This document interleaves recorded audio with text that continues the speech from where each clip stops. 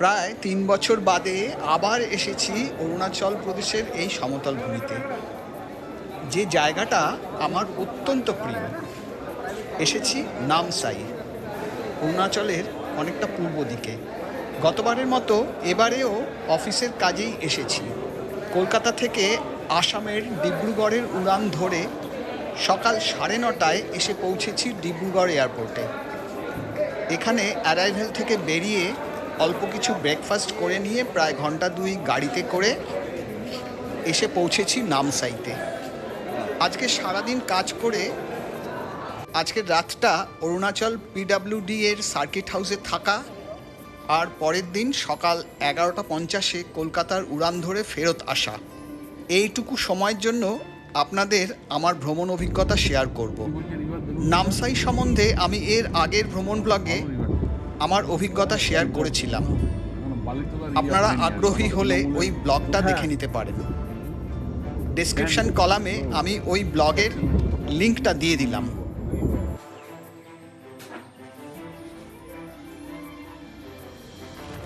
আজ 7 এপ্রিল 2026। আজ প্রথমেই এমন একজনের সাথে আলাপ করাবো যাকে আপনারা অনেকেই আপনাদের ছেলেবেলায় কিংবা বড়বেলায় গ্রাম বাংলায় দেখেছেন বা শুনেছেন মানে তার চিৎকার করে কথা বলা শুনেছেন। সাধারণত বৃষ্টির পরে বা আগে ওদের ওই চিৎকারটা ভীষণ শুনতে পাওয়া যায়। উনি হচ্ছেন ল্যাপউইং গোষ্ঠীর একটি পাখি, আমরা চিনি হট্টিটি নামে। আরও একটি প্রজাতি আছে যার বৈজ্ঞানিক নাম রেড ওয়াটলেট ল্যাপউইং, বা বাংলায় চিনি লাল লতিকা হট্টিটি নামে। শুনতে পাচ্ছেন ওর চিৎকারটা? সাধারণত ওরা খুব ডিস্টার্ব ফিল করলে ওদের বিরক্তিটা এইভাবে প্রকাশ করে। আরও একটি মজার কথা বলি, ভারতের কিছু অঞ্চলে প্রচলিত বিশ্বাস আছে যে এই পাখিটি পা উপরের দিকে করে চিৎ হয়ে ঘুমোয়, কারণ সে মনে করে যে আকাশটাকে সে একাই ধরে রাখতে পারে। এই ধরনের অসাধ্য কাজের দায়িত্ব যারা নেয় তাদেরকে হট্টিটির সাথে তুলনা করা হয়। আমি একটা প্রচলিত কথা বললাম, বেশ মজার ব্যাপার নয়? যাই হোক, এবারে আমি মূল বিষয়ে আসছি। যে কাজের জন্য এখানে আসা তা শেষ করে বিকেলের দিকে সার্কিট হাউসে ফেরত আসবার পর ঠিক করলাম যে এখানকার মেইন অ্যাট্রাকশান টেঙ্গাপানিতে গোল্ডেন প্যাগোডা ভিজিট করতে যাব। প্রায় 15 কিলোমিটার জার্নি করবার পর পৌঁছলাম, সন্ধে হয়ে গেছে তখন। ইতিমধ্যে ভিতরের অংশে আলো সব জ্বালিয়ে দেওয়া হয়েছে, মানে ক্যাম্পাসের ভেতর সমস্ত আলো জ্বালিয়ে দেওয়া হয়েছে। এর আগের বার এসেছিলাম দুপুরের দিকে, কিন্তু গোল্ডেন প্যাগোডাকে চাক্ষুষ করতে গেলে এই মায়াবী আলোতেই আসতে হতো। এক ঝলক দেখেই বুঝতে পারলাম যে গোল্ডেন প্যাগোডা এই নামটার সার্থকতা। চোখের সামনে দেখলাম একটি বার্মিজ স্থাপত্য শৈলীর নিদর্শন, যেটি সোনালি রং করা, এবং সামনে গিয়ে দেখলেও মনে হবে যেন সোনা দিয়ে তৈরি একটি শিল্পকলা।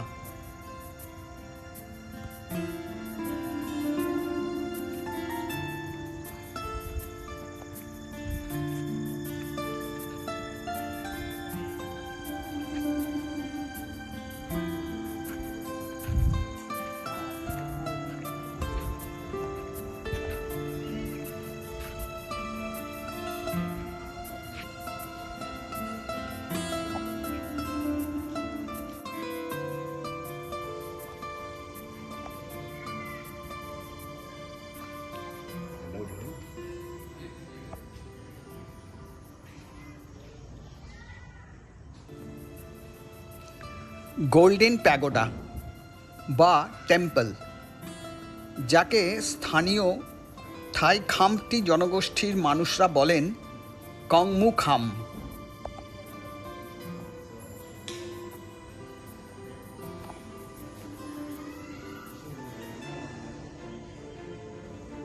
এই গোল্ডেন টেম্পল বার্মিজ বা অধুনা মিয়ানমার দেশের বুদ্ধিস্ট টেম্পলের আদলে তৈরি করা হয়েছিল। 2010 সালে এটিকে উদ্বোধন করা হয়। Buddhist learning, craft shop, lake, library, meditation ও প্যাগোডা সব মিলিয়ে এটি প্রায় 50 একর জমির উপর তৈরি। আসামের তিনসুকিয়া রেলওয়ে স্টেশন থেকে মাত্র 70 কিলোমিটার দূরত্বে এটি অবস্থান করছে।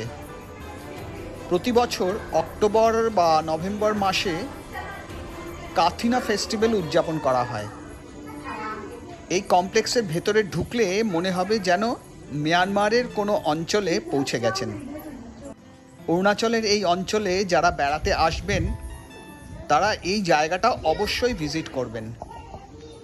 তারপর এইখান থেকে 180 কিলোমিটার দূরে প্রায় 3 ঘন্টার জার্নিতে পৌঁছে যান পাসিঘাটে। পাসিঘাট আরও একটি মাস্ট ভিজিট প্লেস।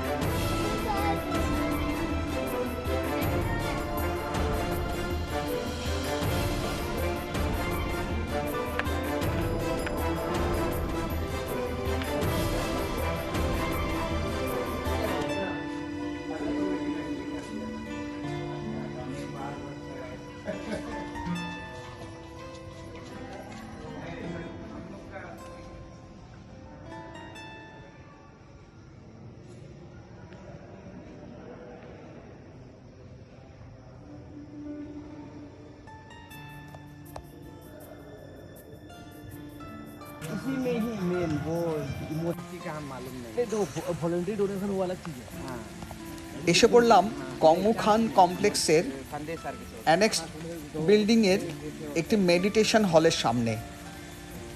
এখানে মেডিটেশন হলে একটি বুদ্ধার স্ট্যাচু আছে যার নাম ফ্রা সুতংপে লুভামণি। এই স্ট্যাচুটি পৃথিবীর মধ্যে সবচাইতে লম্বা আর ব্যাম্বু দিয়ে তৈরি করা হয়েছে। এটির উচ্চতা 48 ফিটের মতো। প্রায় 50 জন শিল্পী খুবই উন্নত মানের বাঁশ দিয়ে 2 বছরের পরিশ্রমে এবং সাথে মিয়ানমার থেকে আসা বুদ্ধিস্ট মঙ্কদের নির্দেশনায় এই মূর্তি দাঁড় করান। শুনতে বাঁশ হলেও ওই বাঁশগুলো বিশেষ প্রক্রিয়ায় প্রায় 500 বছরের স্থায়িত্ব রয়েছে এবং তার ফলে এটিকে ইকো ট্যুরিজমের একটি প্রকৃষ্ট উদাহরণ বলা চলে।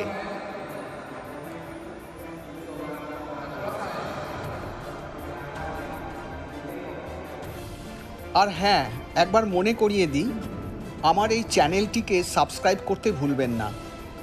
সাবস্ক্রাইব করে পাশের বেল আইকনটায় প্রেস করে দেবেন, তাহলে এর পরের ব্লগগুলো যখন আসবে তখন সবার আগে আপনি নোটিফিকেশান পেয়ে যাবেন। শুধু একটিমাত্র প্রেস আর আমাদের অভিজ্ঞতা শেয়ার করার আনন্দ। ভালো থাকবেন।